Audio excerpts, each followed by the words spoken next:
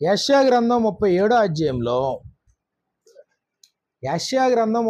అధ్యాయంలో తాను నమ్మినటువంటి దేవుణ్ణి ఎరిగిన వాడు చేసిన ప్రార్థన ఇది. ఇది ఆపత్కాలంలో చేసిన ప్రార్థన. శత్రువు వార్నింగ్ ఇస్తా ఒక ఉత్తరం రాశాడు. వార్నింగ్తో ఒక ఉత్తరం రాశాడు రాజు అయిన హిజ్కియాకు. అప్పుడు ఆ ఉత్తరం తెరిచి చూసి చదివిన తర్వాత వెంటనే దేవుని మందిరానికి వెళ్ళిపోయి అక్కడ మందిరంలో ఉత్తరాన్ని పరిచి అప్పుడు దేవునికి ప్రార్థన చేస్తున్నాడు. ఇలాగ యెషయా గ్రంథం 37వ అధ్యాయము 15-16 వచనాలు మనకి ఇలా రాయబడ్డాయి.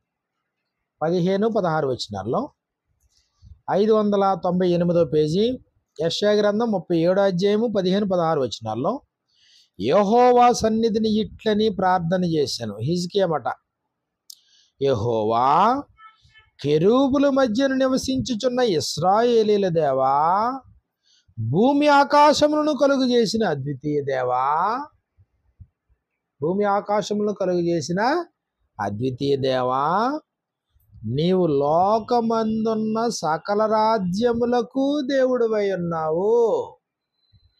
లోకమందున్న సకల రాజ్యములకు, లోకంలో ఎన్ని రాజ్యాలు ఉంటే అన్ని రాజ్యాలకు ఆయనే దేవుడు. అంటే ఇంతటి బ్రాడ్ స్టాండర్డ్ నీలో రావాలా. దేవుడు అంటే పరిమితం చేసేసి ఒక గృహ దేవత లేదా ఒక గ్రామ దేవత, ఒక ప్రాంతీయ దేవత దేవుడు కాదు. ఒక ప్రాంతానికో ఒక దేశానికో దేవుడు కాదు. ఇక్కడ ఏమని ప్రార్థన చేస్తున్నాడు ఈయన? దేవా, నీవు లోకమందున్న సకల రాజ్యములకు. ఇప్పుడు ఎలక్షన్ అయితే ఇక్కడ జరుగుతుంది మన దేశానికి, ఇటు పాకిస్తాన్కైనా లేకపోతే అటు అమెరికాకైనా ఆస్ట్రేలియాకైనా 7 ఖండాల్లో ఉన్న ఏ దేశానికైనా భూమి మీద ఎన్ని రాజ్యాలు ఉంటే అన్ని రాజ్యాలకి కూడా ఆయనే దేవుడు. అంతటి బ్రాడ్ మైండ్తో నువ్వు విషయాన్ని చూడాలన్నమాట. అంటే ఇంటర్నేషనల్ అఫైర్స్ అన్నీ ఆయన ఆధీనంలో ఉన్నాయి. సకల రాజ్యాలు ఆయన ఆధీనంలో ఉన్నాయి. ఇర్మియా గ్రంథము 10వ అధ్యాయంలో, ఇర్మియా గ్రంథము 10వ అధ్యాయము 10వ వచనంలో మనకి ఇలా వ్రాయబడింది. ఇర్మియా గ్రంథం 10వ అధ్యాయం 10వ వచనంలో, యెహోవాయే నిజమైన దేవుడు, ఆయనే జీవము గల దేవుడు, సదాకాలము ఆయనే రాజు. బా, హీఈస్ ద కింగ్. ఎంతకాలం? సదాకాలం, ఫర్ ఎవర్ అండ్ ఎవర్ ఆయనే రాజు. Ever lasting king. సదాకాలం ఆయనే రాజు. మరి ఆయనే రాజు అయితే మళ్ళీ ఈ రాజకీయాలండి మళ్ళీని రాజ్యాలన్నిటికీ ఆయన దేవుడు అయితే మళ్ళీ ఈయన రాజు ఏంటి మళ్ళీని ఇక్కడ? మళ్ళీ ఇప్పుడు చోటామోటా రాజులు ఎందుకు మళ్ళీని? చోటామోటా అధికారులు ఎందుకు మళ్ళీని? కాబట్టి సకల రాజ్యాలు, అసలు సకల రాజ్యాలు ఎలా ఏర్పడ్డాయి? సకల రాజ్యాలు ఎలా ఏర్పడ్డాయి? అసలు ఆది కాండంలో మనం చూసినప్పుడు మొట్టమొదట భూమిని విభాగించాడంట, దేశాలుగా విభాగించాడు. ఆది కాండం 10వ అధ్యాయంలో నోవహు యొక్క సంతానం భూమి మీద విస్తరించినప్పుడు ఇదిగో అక్కడ ఈ ప్రకారంగా మనం చూస్తాం. ఆది కాండము 10వ అధ్యాయము 24-25 వచనాల్లో మనకి ఇలా రాయబడింది. ఏమన్నాడు అక్కడ?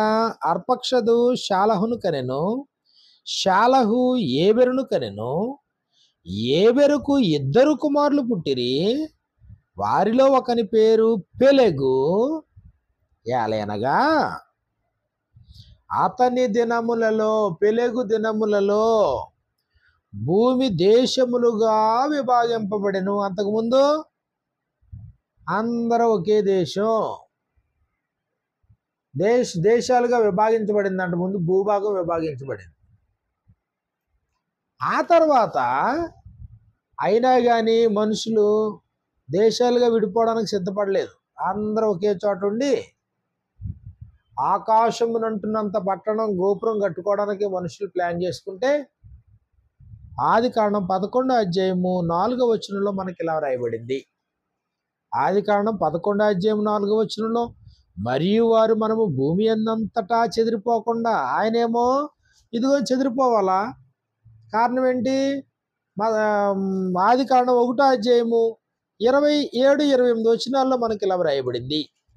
ఆదికాండం 1వ అధ్యాయము 27, 28 వచనాల్లో, దేవుడు తన స్వరూపమందు నరుని సృజించెను, దేవుని స్వరూపమందు వారిని సృజించెను, స్త్రీని గాను పురుషుని గాను వారిని సృజించెను, దేవుడు వారిని ఆశీర్వదించను. స్త్రీ పురుషుని దేవుడు ఆశీర్వదించి ఏమని?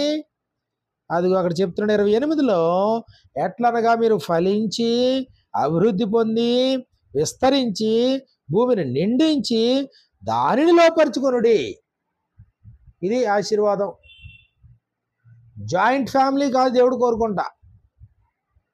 జాయింట్ ఫ్యామిలీని దేవుడు కోరుకోలేదు. ఉమ్మడి కుటుంబాలను దేవుడు కోరుకోవట్లేదు. అంతా కలిసి ఒకే చోట ఉండిపోవాలని దేవుడు కోరుకోవటం లేదు. మీరు ఫలించాలి, అభివృద్ధి చెందాలి, భూమిని నిండించాలి, మీరు విస్తరించాలి. అది కానీ మనుషుల యొక్క ప్లాన్ ఏంటి? అందరూ కలిసి ఒకే చోట ఉండి గొప్ప పట్టణం కట్టుకుందాం, ఆకాశమునంటున్నంతగా శిఖరము ఒక గోపురము కట్టుకొని పేరు సంపాదించుకుందాం రండి అని మాట్లాడుకొని చుండగా, కాబట్టి అప్పుడు చూశాడు ఆయన 6వ వచనంలో, ఆదికాండం 11:6లో, అప్పుడు యెహోవా ఇదిగో జనము ఒక్కటే. అప్పటికి జనాలు లేరు. జనములు ప్రతి జనములోనూ ఆ జనాలు లేరు. అప్పుడు ఒకే జనము ఒక్కటే, వారందరికీ భాష ఒక్కటే, వారి పని ఆరంభించారు. ఇది ఇంకా ఆగదు. ఇది అందుకు దేవుడు ఏం చేయాలనుకున్నాడు? ఇప్పుడు 7వ వచనంలో, గనుక మనము దిగిపోయి వారిలో ఒకని మాట ఒకరికి తెలియకుండా అక్కడ వారి భాషను తారుమారు చేయదురని నేను అనుకున్నాను. అలాగే యెహోవా అక్కడి నుండి భూమి అంతటా వారిని చెదరగొట్టిన గనుక వారు ఆ పట్టణమును కట్టడం మానడం మాత్రమే కాదు, ఇప్పుడు అక్కడి నుంచి ఏమేమో ఇప్పుడు వీళ్ళందరూనే భాష మారిపోయింది. నీ బాధ నాకు అర్థం అవదు, నా ఆనందం నీకు అర్థం అవదు. భాష అర్థం అవనప్పుడు కలిసి ఉండలేము. ఇంకా తలనొప్పారం అది. ఇంకా అక్కడి నుంచి ఏం చేశారు జనాలు? భూమి అందంతటా వారిని చెదరగొట్టిన కనుక వారు ఆ పట్టణమును కట్టడం మానిరి. దానికి బాబేలు పేరు పెట్టిన ఎందుకనగా అక్కడ యెహోవా భూజనులందరి భాషను తారుమారు చేసెను. అక్కడ నుండి యెహోవా భూమి అందంతటా వారిని దేశాలుగా భూమి విభాగింపబడింది. ప్రజలందరినీ చెదరగొట్టేశాడు. అప్పటికి ఒకే జనం, ఒకే భాష, ఒకే ప్రాంతం. ఇప్పుడు ఏమైంది? ఇప్పుడు జనాలు, అలాగే దేశాలు, అలాగే ప్రాంతాలు. కానీ సదాకాలం ఎవర్ లాస్టింగ్ కింగ్ ఎవరు? ఆయనే రాజు. కానీ ఇప్పుడు ఏమైంది? ఇప్పుడు జనాలు విస్తరింతున్నప్పుడు ఏమైంది? ఇప్పుడు అబ్రహాము, ఇస్సాకు, యాకోబులు వారి సంతానం, వీరికి మాత్రమే ఈయన పరిమితం అయ్యాడు దేవుడు. కానీ దేవుడు అందరికీ దేవుడే, అందరికీ రాజు అయినా. కానీ ఇప్పుడు చెదిరిపోతున్నటువంటి వారిలో అబ్రహాము, ఇస్సాకు, యాకోబుల సంతానం కాకుండా మిగిలిన వారు వాగ్దాన నిబంధన లేని పరజనులు, పరదేశులు, దేవుడు లేని వారు, వాళ్ళకి ఏమీ లేవు. కాబట్టి వాళ్ళ ఇష్టానుసారంగా వాళ్ళు బ్రతుకుతున్నారు. వాళ్ళు అన్య దేశాలు, అన్య ప్రాంతాలు అన్నాం. ఇప్పుడు వీళ్ళు దేవుని ప్రజలు. ఇప్పుడు పోనీ మిగిలిన పక్కన పెడితే దేవుని ప్రజలకు ఎవరు రాజు? దేవుడే రాజు. కానీ వీళ్ళు కూడా కాస్త ముదిరినప్పటికీ వీళ్ళందరూ పెద్దోళ్ళందరూ వెళ్ళి తగిపెట్టారు. రామాలో ఉన్న సమూయేలు దగ్గరికి వెళ్ళి తగిపెట్టారు. ఏమని తగిపెట్టారు? మొదటి సమూయేలు గ్రంథం, సమూయేలు మొదటి గ్రంథంలో మనం ఈ సంగతులు మనం చూస్తాం. సమూయేలు మొదటి గ్రంథము 8వ అధ్యాయము 4వ వచనం నుండి మనకి ఇలా వ్రాయబడింది. 229వ పేజీలో 1 సమూయేలు గ్రంథము 8వ అధ్యాయము 4వ వచనం నుండి ఇశ్రాయేలు పెద్దలందరూ కూడి రామాలో సమూయేలు యొద్దకు వచ్చి, ఇశ్రాయేలు అంటే పెద్ద సమూహం, అది లక్షలాది మంది, వాళ్ళకి పెద్ద మనుషులు ఉన్నారు ప్రతి గోత్రానికనే. ఇదిగో ఇప్పుడు వీళ్ళందరూ వచ్చారు. వచ్చి రామాలో ఉన్న సమూయేలు యొద్దకు వచ్చి చిత్తగించుము, నీవు వృద్ధుడువు, నువ్వు ముసలుడు అయిపోయావు కదా, పోనీ నీ తర్వాత నీ తదనంతరం ఎవరైనా ఉన్నారా అంటే ఉన్నారో కొడుకులు, కానీ పనికిరాని కొడుకులు, నీ కుమారులు నీలాంటి కుమారులు కాదు, నీ ప్రవర్తన వంటి ప్రవర్తన గలవారు కారు కనుక ఇదిగో సకల జనుల మర్యాద చొప్పున మాకు ఒక రాజు నియమించుము. ఇది వచ్చిన గొడవ ఇక్కడ. సకల జనుల మర్యాద చొప్పున మాకు కూడా ఏం కావాలన్నారు? ఒక రాజు నియమించు. అప్పటి వరకు యెహోవాయే వారికి రాజు, అవునా? కానీ ఇప్పుడు వీళ్ళు ఏం కొనుక్కున్నారంటే మాకు రాజు నియమించు, మాకు ఒక నాయకుడు కావాలి, మాకు ఒక నాయకత్వం కావాలి. అది అంటే ఇంకా చెప్పాలంటే మాకు ఎలక్షన్లు కావాలని అడిగారు, నాయకత్వం మార్పు మాకు కావాలని అడిగారు. నువ్వు ముసలోడు అయిపోయి అవుట్డేటెడ్ మాకు అవద్దు అన్నారు. నీ తర్వాత మా పరిస్థితి ఏంటంటే అయోమయంగా ఉంది, నువ్వు చచ్చిపోతావు, ఏంటి వాట్ నెక్స్ట్? అవి ఎంత బుద్ధిహీనంగా ఆలోచించారో చూడండి. వాళ్ళ పూర్వీకులు ఎలాగ ఆలోచించారా? ఆలోచించలేదు. అంతకుముందు ఇదిగో 14 మంది న్యాయాధిపతులను చివరి న్యాయాధిపతి ఇతను. అంత పూర్వీకులకి ఎవరికి ఆలోచన రాలేదు, కానీ వీళ్ళకి మాత్రం ఏమొచ్చింది? ఏంటి నువ్వు ముసలోడు అయిపోయావు, వాట్ నెక్స్ట్? నాయకత్వం ఏది? నాయకులేరి మాకు మరి ఎవరు మరి న్యాయం తీర్చేది? కాబట్టి మా చుట్టుపక్కల ఉన్న దేశాలన్నీ చూస్తుంటే, మా చుట్టుపక్కల ఉన్న ప్రజలందరూ చూస్తుంటే అందరికీ నాయకులు ఉన్నారు, ఓట్లు ఉన్నాయి, వాళ్ళందరికీ ఎలక్షన్లు జరుగుతున్నాయి. మరి మా పరిస్థితి ఎలా ఉందేంటి? కాబట్టి సకల జనుల మర్యాద చొప్పున మాకు ఒక రాజు కావాలి. అబ్బా, ఈ మాట సమూయేలుకి అస్సలు నచ్చలేదండి పాపం ఈ మాట. అప్పుడు వెంటనే అక్కడ పరిస్థితి చూడండి, 6వ వచనంలో మాకు న్యాయం తీర్చుటకే రాజు నియమింపమని వారు అనిన మాట సమూయేలు దృష్టికి ప్రతికూలముగా ఉండెను గనుక సమూయేలు యెహోవాను ప్రార్థన చేశాడు. మధ్యవర్తికి నచ్చలేదు ఇది, సమూయేలుకి నచ్చలేదు, ప్రతికూలంగా ఉంది. వెంటనే దేవుని దగ్గరికి వెళ్ళాడు, ప్రార్థించాడు. ఇప్పుడు దేవుడు ఏం సమాధానం చెప్తాడు? వీళ్ళ అభిప్రాయాన్ని గౌరవిస్తాడు దేవుడు, మానవ అభిప్రాయాన్ని ఆమోదిస్తాడు దేవుడు. కాబట్టి అప్పుడు 7వ వచనంలో అందుకు యెహోవా సమూయేలుకు సెలవిచ్చినది ఏమనగా, జనులు నీతో చెప్పిన మాటలన్నిటి ప్రకారము జరిగించుము. వారు నిన్ను విసర్జించలేదు గాని తమ్మును ఏలకుండా నన్నే విసర్జించి ఉన్నారు. నువ్వెందుకయ్యా ఫీల్ అవుతావు? వాళ్ళు నిన్ను విసర్జించలేదు. ఎందుకు? నిన్ను నియమించిన వాడిని నేనే. నీ నాయకత్వాన్ని కాదు వాళ్ళు తిరస్కరించటం. తమ్ముని ఏలకుండా వారు నన్నే విసర్జించారు. కాబట్టి ఇదిగో ఇక్కడ నుంచి దేవుని ప్రజలకే భౌతికమైన నాయకులు లేదా రాజులు ఏర్పడ్డారు. ఇది ఇక్కడతోనే ప్రారంభమైంది అనుకోవద్దు. దీనికంటే ముందు దేవుడు ఇశ్రాయేలు వారికి న్యాయాధిపతులను పుట్టిస్తున్నప్పుడు మహాపరాక్రమవంతుడైన గిద్యోను పుట్టించాడు. గిద్యోను మిద్యానీయులతో యుద్ధం చేసి ఇశ్రాయేలు వారిని కాపాడాడు. మిద్యానీయులు అందరూ చెదిరిపోయారు. వెంటనే వీళ్ళ ఆనందాన్ని సెలబ్రేట్ చేసుకుంటున్నారు ఇశ్రాయేలీలు. ఎలా వాళ్ళు సెలబ్రేట్ చేసుకుంటున్నారు? న్యాయాధిపతుల గ్రంథంలో మనం చూసినప్పుడు, న్యాయాధిపతుల గ్రంథము 8వ అధ్యాయము 22వ వచనం నుండి మనకి ఇలా వ్రాయబడింది. న్యాయాధిపతుల గ్రంథము 8వ అధ్యాయము 22వ వచనం నుండి 206వ పేజీ. 8వ అధ్యాయము 22వ వచనం నుండి మనకి ఇలా వ్రాయబడుతూ ఉంది. అప్పుడు ఇశ్రాయేలీలు గిద్యోనుతో, నీవు మిద్యానీయుల చేతిలో నుండి మమ్మను రక్షించితివి గనుక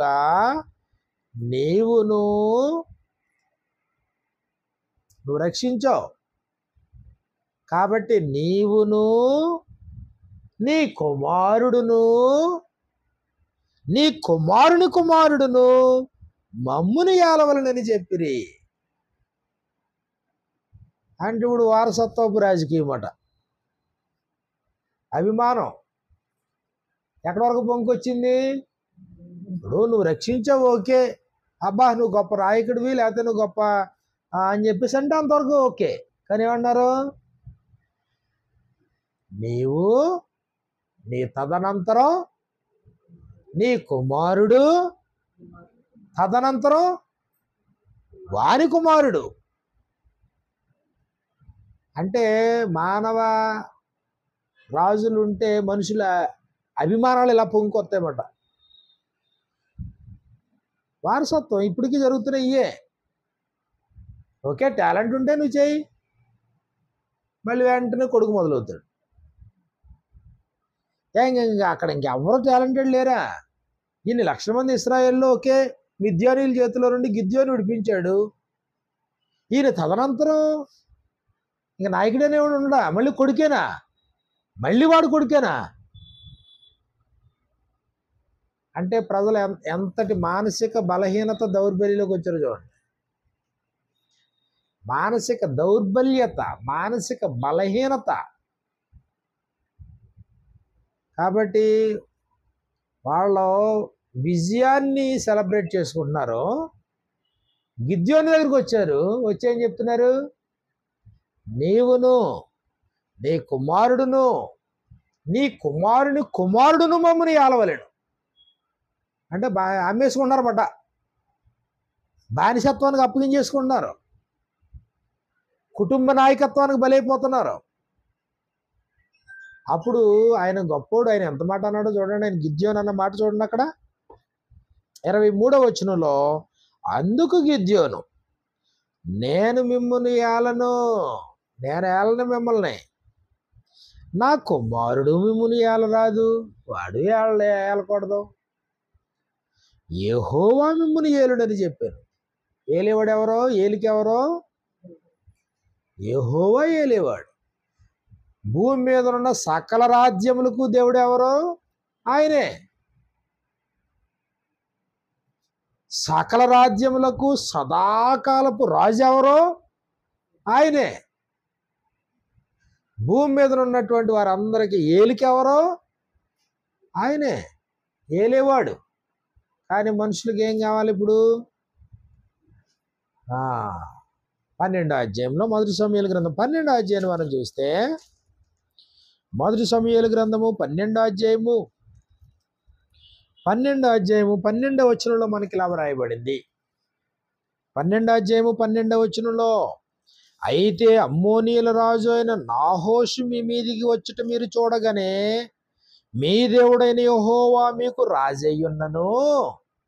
ఇదిగో శత్రురాజు వచ్చాడంటే మీ మీదకే, శత్రువు మీ మీద పడుతున్నప్పుడు యెహోవా మీకు రాజయ్యున్నను, ఆయన కాదు ఒక రాజు మమ్మును ఏలవలనని మీరు నాతో చెప్పితిరి. అంటే దేవుని యొక్క రాజరికాన్ని తిరస్కరించారు, దేవుని యొక్క ఏలుబడిని తిరస్కరించారు, ఆయన అధికారాన్ని తిరస్కరించారు. ఏం కోరుకున్నారు ఇప్పుడు మనుషులు? మాకు మానవరాజు కావాలా, సకల జనుల మర్యాద చెప్పున మాకు ఒక రాజు కావాలి. అది ఎలక్షన్ అంటే, అంతకుమించి ఏం కాదు. కాబట్టి ఇప్పుడు దేవుడు మొట్టమొదట దేశములకు, భూమిని దేశాలుగా విభాగించాడు. రెండోది ఏం చెప్పుకున్నాం? ఒకటే జనం, ఒకటే భాష. జనాన్ని విడగొట్టాడు, భాషను విడగొట్టాడు, ఆయా దేశాలకు చెదిరిపోయేలా చేశాడు, విస్తరింతున్నారు. ఇప్పుడు సకల జనుల మర్యాద చొప్పున ప్రతి చోట ఏముంది? తమ ఆధారపడడానికి, తమను ఏలడానికి, లేకపోతే తమను నడిపించడానికి ఒక్కొక్క నాయకుడు కావాలా. దాన్ని కొంతమంది రాజులు అనుకున్నారు, లేకపోతే అధ్యక్షులు అనుకున్నారు, లేకపోతే ముఖ్యమంత్రులు అనుకున్నారు, లేదా ప్రధానమంత్రులు అనుకున్నారు. ఓకే, మిగిలిన వాళ్ళందరూ అలాగున్నా దేవుని ప్రజలు కూడా, దేవుని స్వాస్థ్యమైనటువంటి ఇశ్రాయేలులు కూడా ఎక్కడికి వచ్చారు తిరిగి తిరిగి? లేదు, మా చుట్టుపక్కల ఉన్న మనుషులు, భూ సంబంధమైన రాజులు అందరూ ఎలాగ ఉన్నారో మాకు కూడా ఒక రాజు కావాలని అడిగారు. మాకు కూడా ఏం కావాలా? ఒక రాజు కావాలా? దేవుడు ఏమన్నాడు? రిజెక్టెడా, గ్రాంటెడా? రిజెక్ట్ చేయలేదేనా? గ్రాంటెడ్ అంతే. వారు కోరుకున్నట్లుగా వారు ఏం చెప్తే చేసే అన్నాడు అంతే. సమయం నువ్వేం ఫీల్ అవ్వకు దాని విషయంలో. వాళ్ళు నిన్ను విసర్జించలేదు, నన్నే విసర్జించారు. తమని ఏలకుండా నన్నే విసర్జించారు. అయితే వాళ్ళు కోరుకున్నట్లుగా వాళ్ళపైన ఒక రాజు ఏర్పడితే సిచ్యువేషన్ ఎలా ఉంటుందో చెప్పన్నాడు. చెప్పాడు అయ్యగారు, చక్కగా చెప్పాడండి సిచ్యువేషన్ ఎలా ఉంటుంది అని చెప్పాడు. చూడండి 8వ అధ్యాయంలో 10వ వచనం నుండి మనకి ఇలా వ్రాయబడింది. మొదటి సమూయేలు గ్రంథం 8:10 నుండి, సమూయేలు తనను రాజును అడిగిన జనులకు యెహోవా మాటలన్నిటినీ వినిపించి, ఇదిగో మాకు కూడా ఒక నాయకుడు కావాలన్న మనుషులకంట దేవుని యొక్క సంగతులన్నీ చెప్పాడంట. ఏమని చెప్పాడు? 11వ వచనం నుండి, ఎలాగూ చెప్పాను, మిమ్మును ఏలబోవు రాజు ఎట్టువాడగుననగా. ఇదిగో ఒక నాయకత్వం కోరుకున్నారా? అది ఎలా ఉంటుంది పరిస్థితి? అతడు మీ కుమారులను పట్టుకొని తన రథములు తోలుటకు, తన గుర్రములు కాపాడుటకు వారిని ఉంచుకొనును. ఆడు ఒక్కసారి పొజిషన్ ఇచ్చావంటే ఇంకా భూమి మీద ఇంకాడు ఒక్కసారి నెగ్గారంటే ఇంక వాడి గర్వం అంతెంత ఉండదు, ఇంకా అహంకారం మామూలుగా ఉండదు. ఏం జరుగుతుంది అప్పుడు? మీ పిల్లలే, మీ కుమారుల్ని తెచ్చుకుంటాడు, అతను రథాలు తోలడానికి, తన గుర్రాలను కాపాడుకోవడానికి ఉంచుకుంటాడు. కొందరు అతని రథముల ముందర పరిగెత్తుదురు. ఇప్పటికి జరుగుతున్నది అదే కదా. ఇప్పుడు క్యాన్వాయ్ అంటాం కదా, ఏంటది? జెడ్ కేటగిరీ అంతానే. ఆ సీఎం గారు అలాగే వెళ్తుంటే వెనకాల బంట్లు పరిగెడుతుంటారు, బంట్లు. అవునా?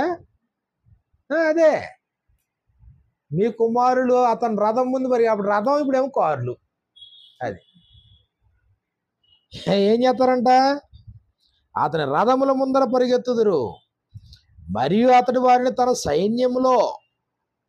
రాజు ఎప్పుడైతే ఏర్పడటో ఒక సైన్యం ఏర్పడుతుంది. ఇప్పుడు ఎక్కడి నుంచి వస్తుంది సైన్యాలు? రాజు యుద్ధం చేస్తాడా? రాజు యుద్ధం చేయడు. రాజు ఏం చేస్తాడు? సైన్యాన్ని ఏర్పాటు చేస్తాడు. మళ్ళీ సైన్యం ఎవరు? మళ్ళీ మీ కుమారులు, మీ కుమార్తెలే. కాబట్టి రాజు ఏం తగ్గడు, యుద్ధానికి ఆర్డర్ ఇచ్చేస్తాడు. చచ్చిపోయేది ఎవరు? మీ కుమారులు, మీకే పుత్రశోకం. ఇప్పటికీ అదే జరుగుతుంది. సంవత్సరాల తరబడి, నెలల తరబడి యుద్ధాలు జరుగుతున్నప్పుడు, ఇప్పుడు ఉక్రెయిన్ లాంటి దేశంలో కానీ, రష్యా లాంటి దేశంలో కానీ, లేకపోతే ఇప్పుడు ఇజ్రాయెల్ లాంటి దేశంలో కానీ, ఇంకా ఏమున్నాయి చూసారా? సంవత్సరాల తరబడి యుద్ధం జరుగుతున్నప్పుడు చచ్చిపోయేది ఎవరు? యుద్ధ నీతి ప్రకారం పౌరుల మీద బాంబులు వేయకూడదు. పోనీ ఏమైనా రాజు వెళ్ళి యుద్ధం చేస్తాడా? అంత ఏముండదు. మరి ఎవరో యుద్ధం చేసేది? మీ కుమారులు, మీ కుమార్తెలే. వాళ్ళే సైన్యంగా ఏర్పాటు చేసుకుని, వాళ్ళ కొద్ది బలమైన వాడిని సహస్రాధిపతులుగా, శతాధిపతులుగా, సైన్యాధ్యక్షులుగా బెటాలియన్ ఏర్పాటు చేస్తాడు. వీళ్ళందరూ ఎందుకు? వీళ్ళందరూ బలి పశువులు వీళ్ళందరూనే. అవునా? పోలీస్ డ్యూటీ అంటే మామూలుగా ఉండదు. అది బందోబస్తు అంటే మామూలుగా ఉండదు. ప్రజలు ఎలాగైనా రెచ్చిపోవచ్చు, పోలీసు వాడు రెచ్చిపోనుకుంటుందా? సంయమనం పాటించాలి. డ్యూటీలు, ఎండల్లో డ్యూటీలు పాపం వాళ్ళే.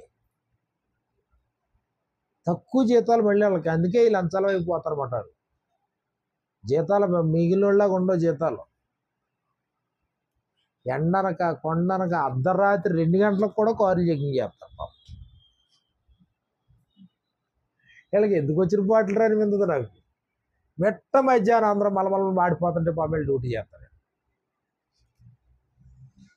ఇప్పుడు ఎలక్షన్ జరుగుతుంటే అంత పహారంతా వెళ్ళదేనా? లేకపోతే ఆ సిబ్బంది మాట ఎవడంటాడు? పోలీసులు లేకపోతే. కాబట్టి ఇలా ఉంటుంది. పోనీ ఇదంతా ఓకే, పక్కన పెట్టు. యుద్ధం జరిగింది అనుకోండి, ముందు నిలబడాల్సింది ఎవరో? వాళ్ళే. కోరుకున్నారు రైట్. అప్పుడు వరకు ఏంటి? యుద్ధం యెహోవాదే, సైన్యములకు అధిపతి యెహోవా అని ఆయనకి పేరు. ఆయన నిన్ను కాపాడేవాడు. నిన్ను కాపాడేవాడు కొనకడో నిద్రపోవడో, నిన్ను అలా కాపలా కాసుకుంటుంటాడు నీ దేవుడు, నీ తండ్రి. వీళ్ళు ఏం కోరుకున్నారు? ఇదంతా మాకు కాదు, రాజు కావాలన్నారు. మీ రాజు కావాలంటే ఇప్పుడు ఆ రాజుకి మరి సైన్యం కావాలి, ఆ రాజుకి గుర్రాలు కావాలి, ఆ రాజుకి రథాలు కావాలి. ఇవన్నీ కావాలంటే మీ పిల్లల్ని డొనేషన్ చేయాలి మీరు. ఇప్పుడు మేము చేయమంటే రాజు లాక్కుంటాడు మీ పిల్లల్ని. మొత్తం చెప్పేశాడు చక్కగా. మరియు అతడు వారిని తన సైన్యంలో సహస్రాధిపతులుగాను పంచదశాధిపతులుగాను నియమించును. తన భూములను దున్నుటకు, వాటి పంటను కోయుటకు, తన యుద్ధాయుధములు, తన రథములు, సామానులు చేయుటకు వారిని ఏర్పరచుకొనను. అది వీళ్ళందరినీ సర్వెంట్లుగా పెట్టుకుంటాడు. మీ పిల్లలు సర్వెంట్లు అవుతారు ఆయనకి.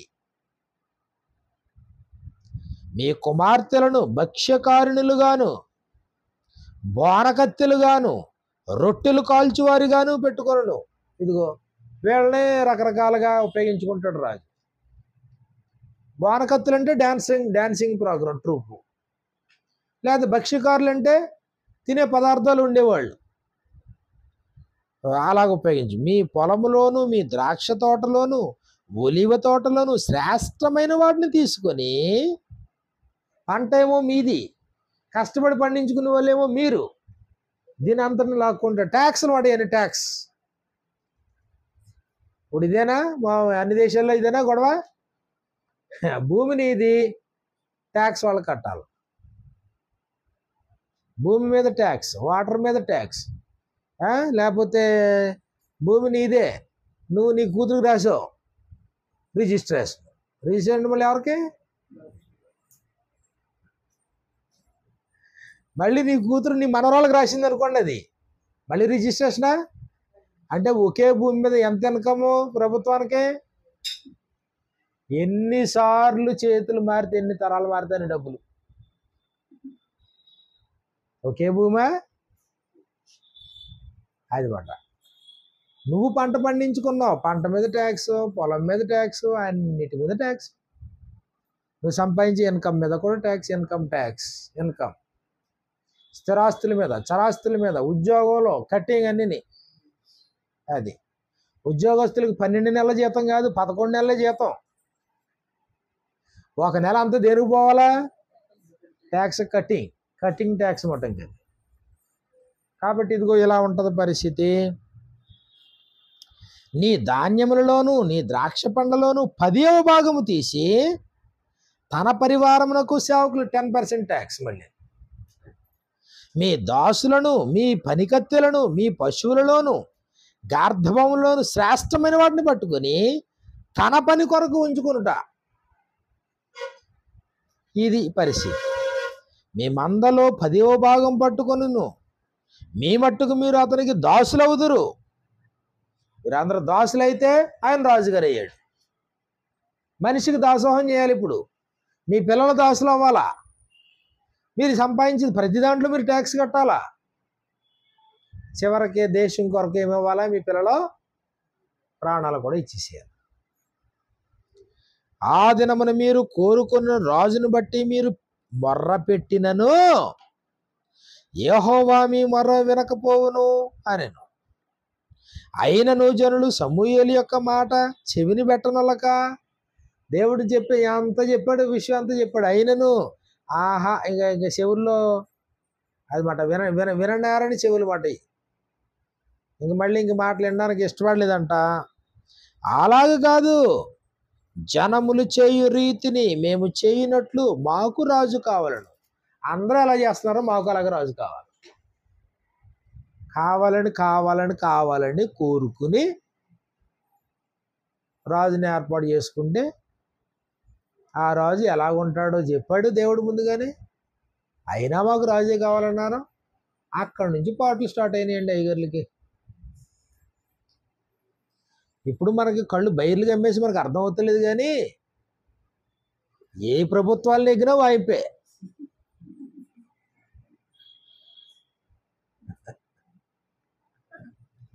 అంతే, మనకేం కనబడుతుంది? మనకి చక్కగా వాడు ఇచ్చే ఒక 1000 రూపాయలు, లేకపోతే ఒక 2000 రూపాయలు, లేకపోతే వాడిచ్చే అమ్మఒడు, అది ఇలాంటివి కనబడతాయి. ఎంత పైకి